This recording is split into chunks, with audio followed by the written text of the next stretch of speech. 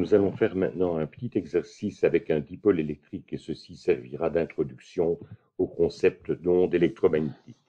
Ce que je vais faire, c'est prendre deux axes, un axe horizontal que je vais appeler l'axe Z et un axe vertical que je nomme Y. Sur cet axe, je vais disposer deux charges, une charge positive,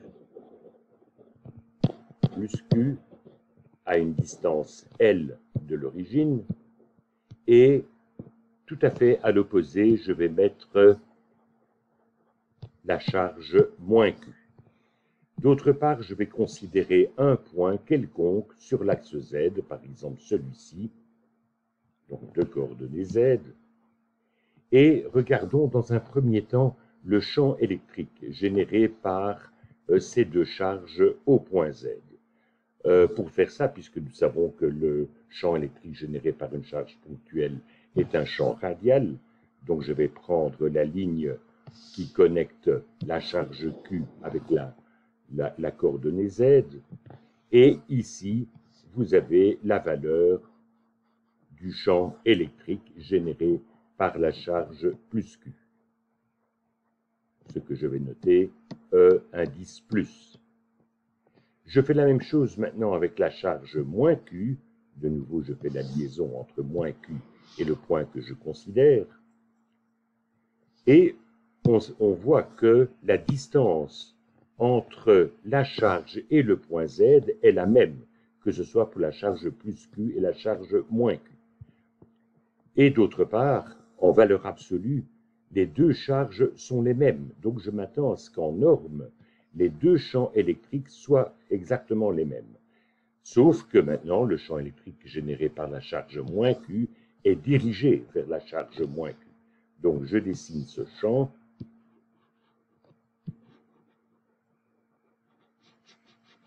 Le voici. Je vais le baptiser E-. Et maintenant, en fait, je cherche le champ électrique total généré par les deux charges.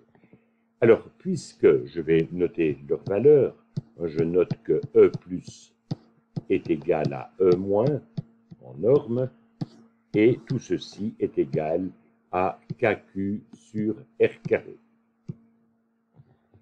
Pour compléter mes notations, je vais encore prendre cet angle-là comme étant l'angle θ.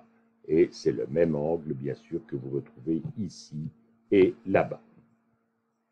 Bien, si je cherche maintenant le champ total au point Z, vous voyez en fait que les composantes horizontales des deux champs vont se détruire, tandis que les composantes verticales, au contraire, elles vont s'ajouter. Donc je complète, moi je fais la construction vectorielle.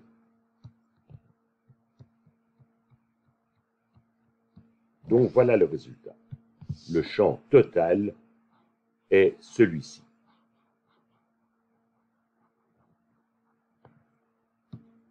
Et je vais l'appeler EZ. Son expression, c'est quoi?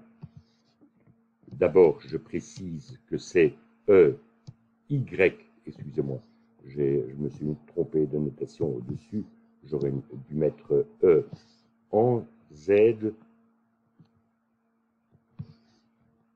Donc voilà, E en Z, c'est E exclusivement composante Y, puisqu'il n'y a plus de composante ni en X ni en Y. Et ceci, c'est quoi?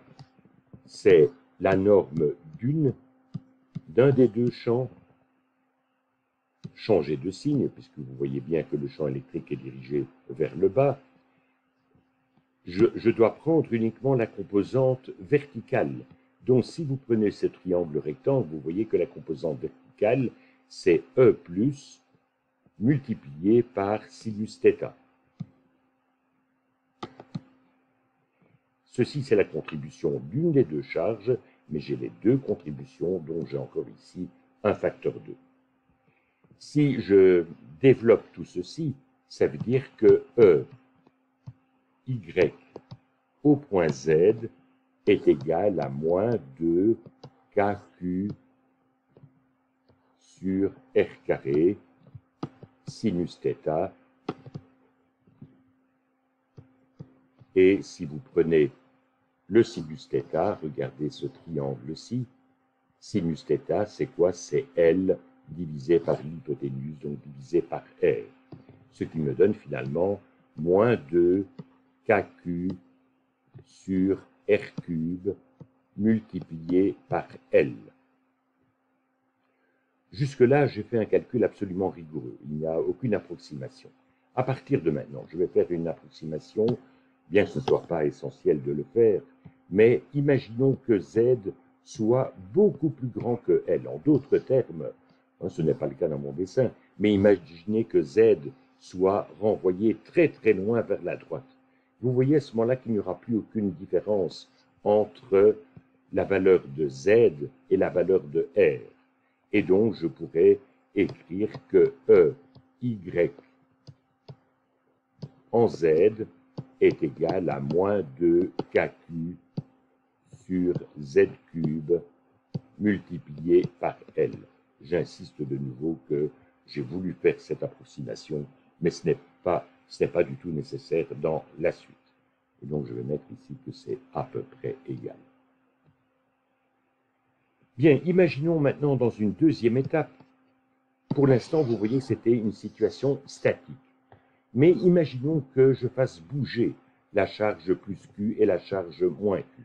En fait, ce que je voudrais faire, c'est prendre un mouvement de va-et-vient. Donc, je voudrais que la charge plus Q parte vers cette position-là, puis reparte en négatif, puis reparte en positif, et ainsi de suite. Et il est bien entendu que la charge moins Q se trouve toujours diamétralement opposée. Donc, quand la charge plus Q est en haut, la charge moins Q est en bas. Quand la charge plus Q sera en bas, la charge moins Q se trouve de l'autre côté. Donc, dorénavant, en fait, ce que je vais faire, je vais appeler L la position de la charge plus Q, la charge positive.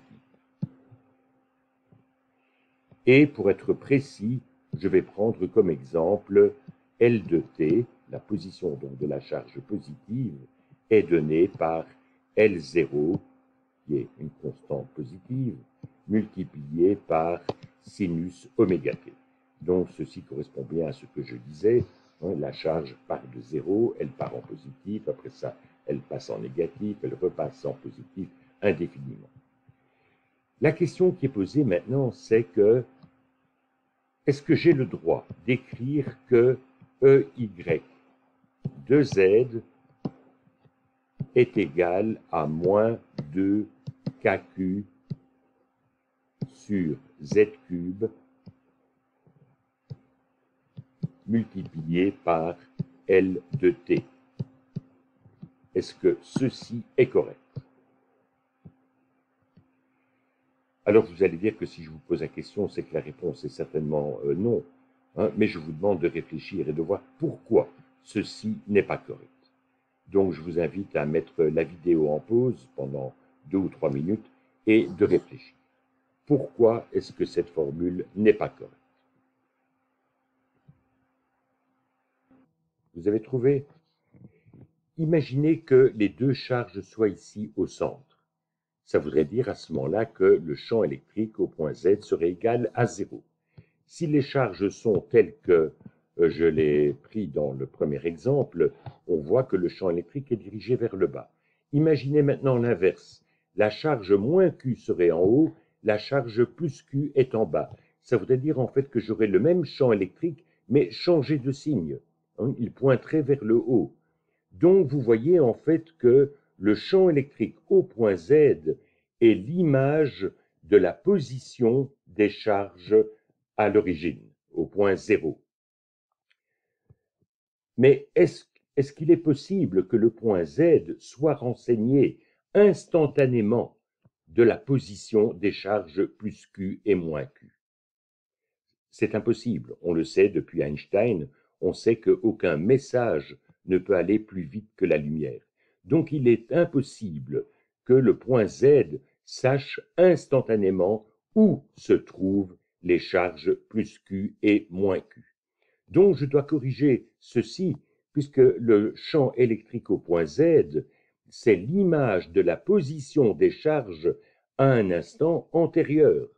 Et cet instant antérieur, c'est l'instant actuel moins le temps qu'il a fallu pour que le message aille depuis le dipôle jusqu'au point Z.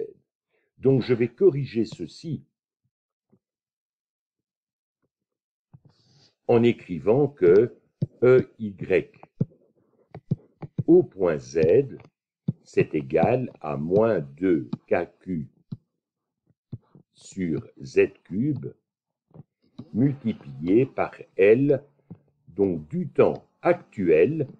Excusez-moi, je vois que j'ai encore fait une faute, puisque maintenant ceci dépend du temps. Il est clair que je dois mettre ici Z à l'instant T.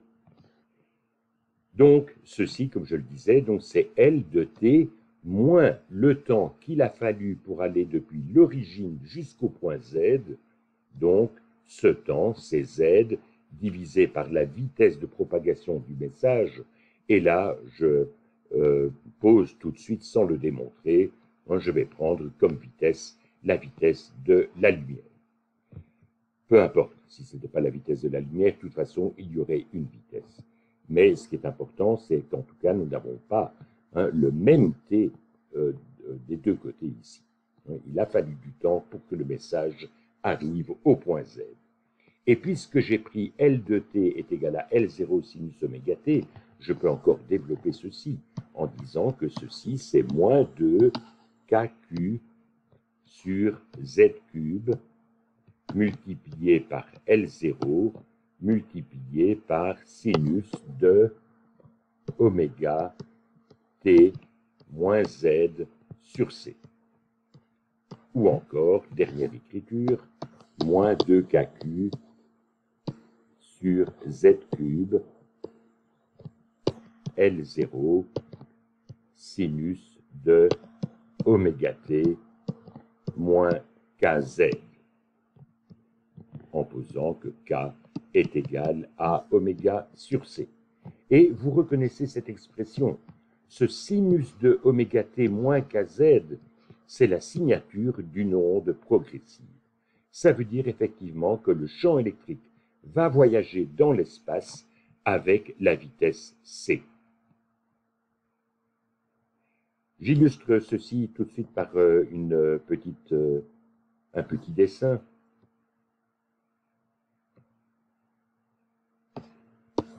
Le voici. Excusez-moi, j'ai fait une erreur. Je vais changer de page.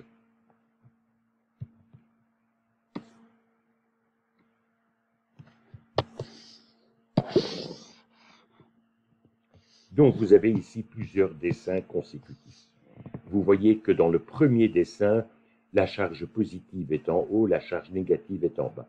Mais en fait, elles sont en train de se rejoindre. Donc ici, elles sont déjà beaucoup plus proches. Là, elles coïncident. Dans le dessin suivant, la charge positive maintenant est en bas, la charge négative est en haut. Et enfin, le dernier dessin, c'est celui que vous obtiendriez après plusieurs cycles. Et ici, en fait, vous avez le dessin du champ électrique. Donc, de nouveau, ceci sont les lignes de champ électrique. Donc, le champ électrique lui-même. Ici, il faudrait suivre les petites flèches, mais qui sont difficilement visibles. Donc, à certains endroits, les flèches sont vers le haut. Donc, le champ électrique est dirigé vers le bas, tandis que là-bas, c'est dirigé vers le haut, et ainsi de suite. Donc, vous voyez qu'il y a une alternance. Et en fait, ce champ électrique voyage dans ce sens-là.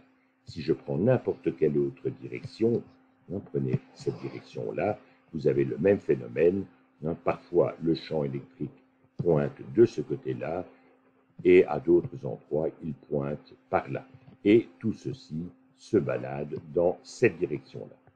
Vous remarquez une chose dans ce dessin, c'est que c'est dans le plan équatorial, donc dans le plan perpendiculaire au dipôle, que vous avez une radiation maximale. C'est là que le champ électrique est le plus fort. En revanche, si vous êtes dans la direction du dipôle, donc dans cette direction verticale, il n'y a aucun champ électrique. Donc dans cette direction-là, vous n'aurez pas de rayonnement. Ceci sera important quand on arrivera dans l'optique. Bien, c'était pour moi un petit exercice. Je vous demande pas de pouvoir le reproduire.